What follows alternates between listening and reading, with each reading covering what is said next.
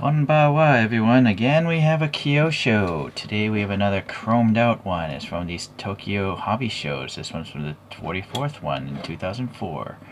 And it's a Kyosho beads, means it comes in this box and it has a lot more details than the standard Kyosho blister pack thing. There's a little sticker here. I believe these are licensed, although it actually doesn't show anything about the actual approval from Mazda or whatever. But Kyosho's been around for a while, and they're Japanese, so they would have been sued out of existence if it was unlicensed, I think.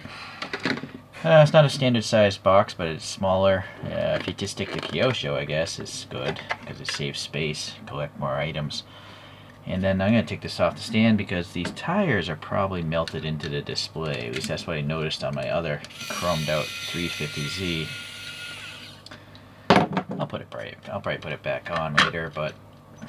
Oh, you know what? I lucked out. This one has no chemical reaction with the tires. Alright, so, just looking at some images. I'm not really going to talk about the car because I've spoken about it many times in my other reviews.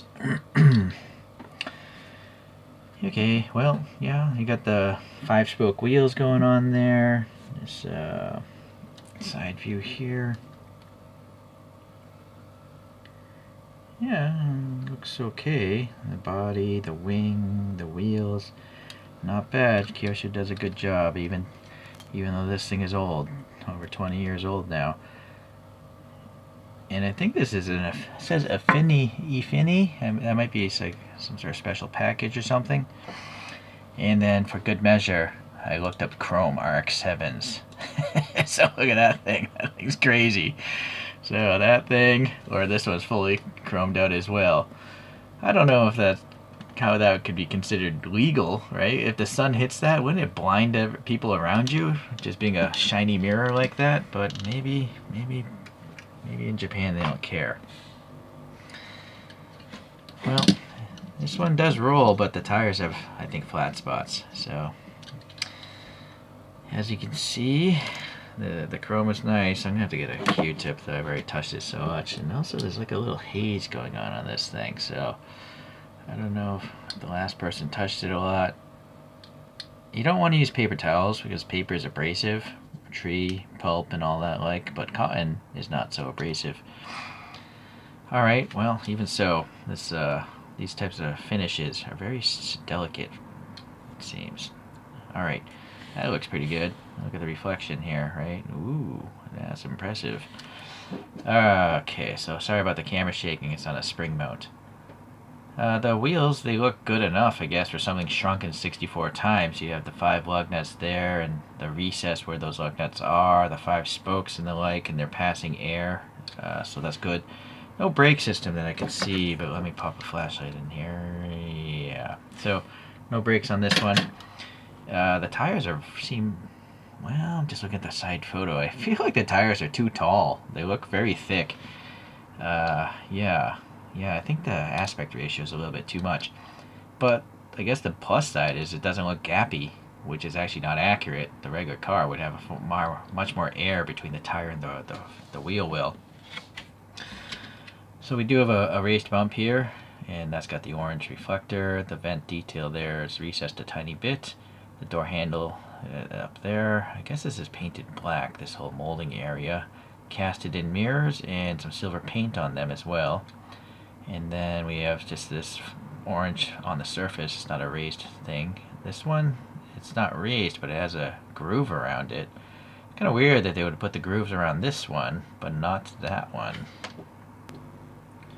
Well, really, I'm not even sure why they would bother with the grooves in the first place. They look like they're flush with the body on the real photos.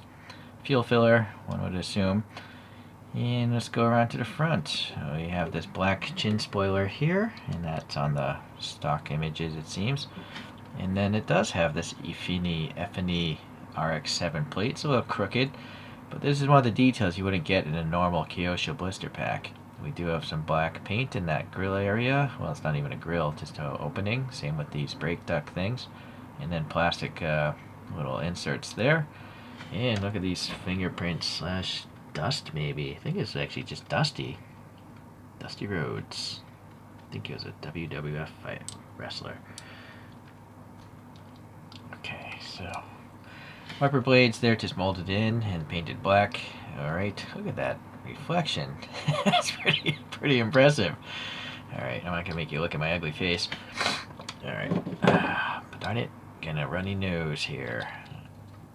Alright, my cat's running around in this room a moment ago. I don't know why cats are always compelled to look at new places or things they haven't seen in a while. They're curious animals. Moving on to the Mazda again. This all looks fine, I guess. Nothing wrong. Okay, except for what's going on here. Oh, maybe it's just a tire. I thought like, it looked weird. Like, it's so tight here and open here, but I think it's, yeah, maybe it's just the tires. We got a flat spot somewhere.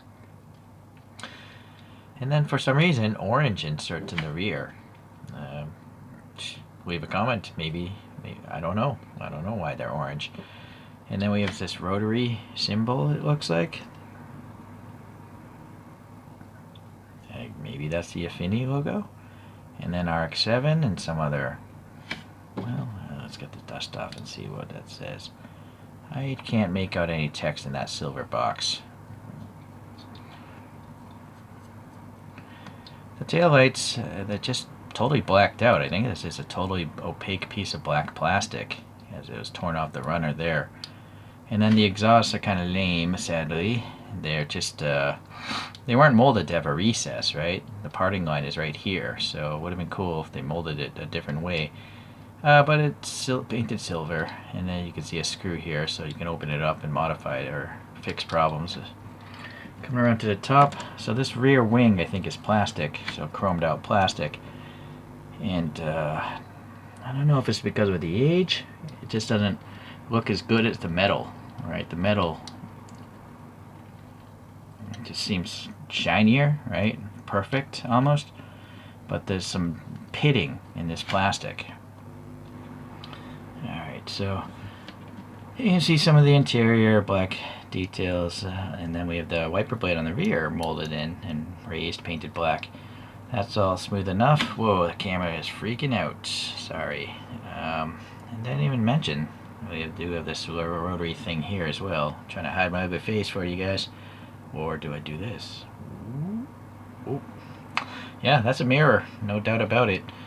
Alright, so those details there. And what's nice about this is there's no side windows. I wish all diecast, or I wish all small models did that, because you can see inside a lot easier if you don't have the distortion of a molded window. Even with the resins, I'd be okay with no side window, because you don't have to risk them popping loose in the future. Anyhow, this is far too bright of a light right now. Well, it does look like there might be some details in that instrument cluster, or is it just the light catching on the edges? I don't know. But there's a rearview mirror. It's painted silver, I think. Just black there. Let's see. No printing on the steering wheel or in the dashboard. That is unexpected. The 350Z I reviewed had so much detail on the inside, but this has none. This is like a standard blister pack Kyosho. So that's kind of weak. That's a letdown, really.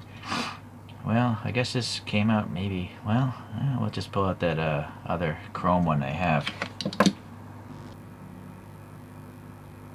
So here's that 350Z. So it turns out this is 2 years later in 06, and you can see it's got different colored seats, and look at the dashboard and the center console. It's got decals. So and the steering wheel has silver paint on it. It's just far more realistic looking, right? So they really upped the ante in the latter years. This one, they just chromed it. That's it. That's what's going on. Alright, well anyways, it's still pretty interesting. Kyosho did some initial D ones, so that's the FD3S from the initial D series. I don't really say it is, but it is because it has red suns there. It's got a different wing on there, and it's got printed on taillights. I like that. Here we have... it is in Aoshima. And it's got an Atasha livery. Atasha is putting some manga characters on your cars. It's, I guess, a thing in Japan. Here's an RX8 from the Aoshima with an Atasha livery. Here's another Kyosho, but the older RX7. Also from Initial D. And then here we have a Konami, I think, of the first RX-7, the Savannah. Okay, and I think this has suspension. Yeah, all right. And lastly, there's an extinct brand called CM's, and this is the 1995 Acropolis Rally RX-7. Look at this thing. This thing is awesome. Look at all those lights up there. It looks like a crazy bug. So that's awesome. That's definitely the coolest one on this whole tray, in my opinion. Sadly, CM's doesn't exist anymore. There's a newer brand called CM's, but it's a Chinese brand, so they don't make rally cars either, I don't think. But they actually do make decent vehicles from the few I've reviewed. Alright, well, anyhow, that's a bunch of RX-7s. And, yeah. You can look up reviews, I guess, of these other ones if it didn't interest you. But today it's this Chromie RX-7. I guess the only... Well, it's definitely lacking details. I'm spoiled by the newer one. But the rear wing on this, I guess they did the best they could. But it definitely looks like a different material. It's got like a molding blister or something on there. For some reason, it just doesn't look as good as the metal. But anyhow. And the tires. Yeah, the tires is another weird thing about this.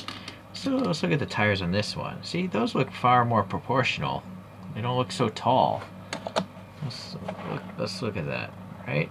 What the heck is up with the tires on this one on the right? They look like truck tires on an RX-7.